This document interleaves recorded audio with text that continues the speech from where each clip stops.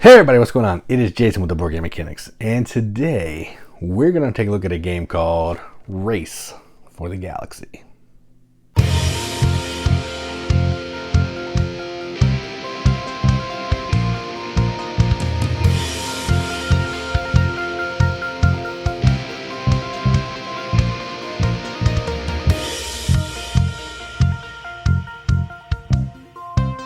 Race for the Galaxy is a game designed by Tom Lehman. I've also heard people say Lemon, so I'm not actually sure. I used to go to a church with a guy named Lehman, who spells his name similar to that, so I'm going to go with that.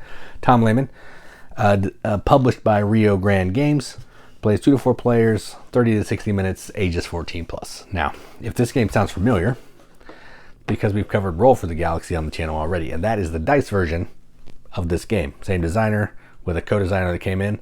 But this was around first. So this is a card game where people are going to be picking actions that they can do. Everyone gets to do that action if someone picks it, but whoever picks it gets to do a little bit better of an action. We've also covered San Juan on the channel, which does a similar vibe. But this, you are exploring planets, building developments, producing goods, trading goods, consuming goods, and drawing cards. That's the majority of what you're going to be doing.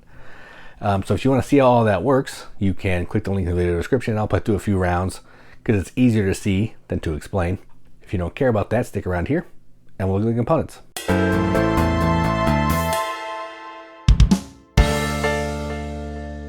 All right, so let's take a look at the components for Race for the Galaxy by Tom Lehman. I'm not sure how to say his name, but that's a cool box.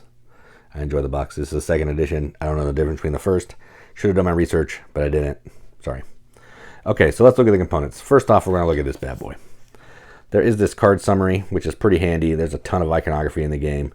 This tells you everything you're going to need to know about the cards, all the icons for different actions that you can take. And then on the back, it's going to give a breakdown of everything that you're going to do during each of the rounds, which is pretty awesome. If you're playing 2 players, I would just give each player 2 of these, 1 on each side, so you don't have to keep flipping it over because that's kind of obnoxious. It's huge, but it is helpful. Rule book, there's 2 rule books. One's a regular rule book and one is like a quick start guide. Just use the regular rule book, it's fine.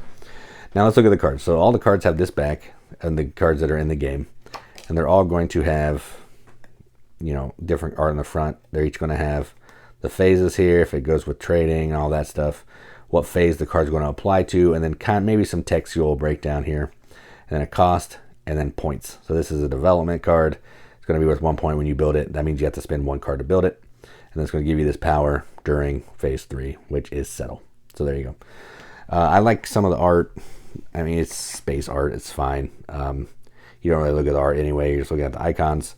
But the planets are planets. Planets are circles. Developments are like factories or buildings or something. An assembly line or whatever. So yeah, there's tons of different cards. They're nice quality. You can see the linen finish shining. I enjoy it. The iconography, once you get it, I got tripped up a little bit in the overview, but once you get it, it makes sense. It just takes a minute.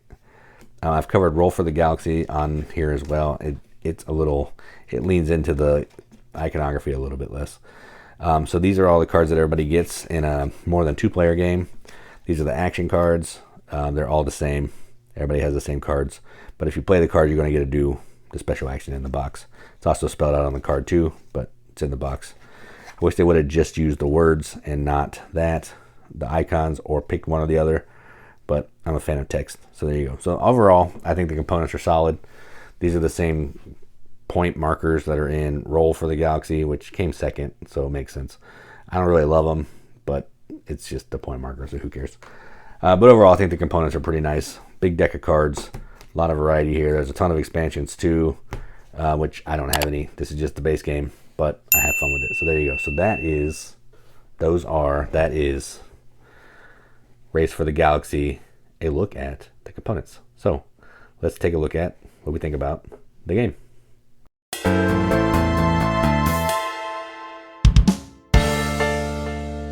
Okay, so I have played this after Roll for the Galaxy. That was my first experience with any of the For the Galaxy games.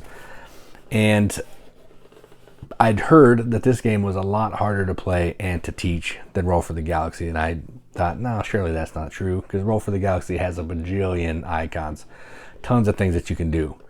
But then I played this, and this game is a beast to play and teach. The cards are icon heavy. Yes, it's on the player aid, but the player aid has a bajillion icons as well. It's hard to kind of explain some of the stuff that's going on. Sometimes you can't even take actions that are happening because none of your cards let you do that thing. Like produce. I can't produce anywhere because I don't have any cards that produce any goods. So maybe somebody picks that action and I'm just sitting there doing nothing.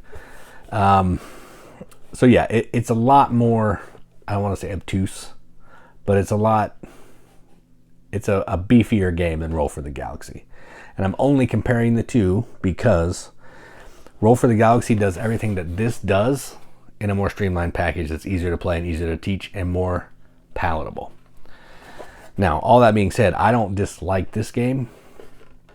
I enjoy the card play. I think it's interesting the way that the cards come out, how they're all used in multiple different ways. So I may have a card in my hand that I want to build, but in order to build, I got to discard another card to pay for it, and I really want that card as well. So your multi-use cards, all that's fantastic. I enjoy the premise of the game, but I also like that in Roll for the Galaxy as well. And Roll for the Galaxy is faster, easier to teach, and you get to chuck some dice. So this is not a bad game. I know people like this more than Roll for the Galaxy, and I understand that. But in my case, I have San Juan. I enjoy San Juan. It gives me all those card vibes that this one gives me. And for the outer space engine building production game, I'll just play Roll for the Galaxy, because for my money, it does everything that this does in an easier to teach, easier to explain, more palatable package, and one that I'm going to be able to get to the table a lot more than this one, because this one is a beast of a teach. I will only ever play this again with people who know how to play it, and in my game group, that's not very many people. But I don't feel bad bringing out Roll for the Galaxy to teach people, because it's easier to just kind of dive in and go. So that's kind of where I land on this. No BGM accepted seal. Not that it's a bad game. I don't hate the game. I like the game. I would play this if anybody wanted to play it. But because I can't teach it, can't get it played with my game group more regularly, and I feel like it's a little bit clunkier than its Roll for its grandson or its son, Roll for the Galaxy, probably not one that I'm going to keep coming back to over and over and over. But I'm glad I got to play it. I'm glad to have it in my collection. I'll probably mix both the games, put them in one box, so I don't have to have two of them on the shelf. And if someone wanted to play the card game version, they never played San Juan, I'd say, sure, let's go for it.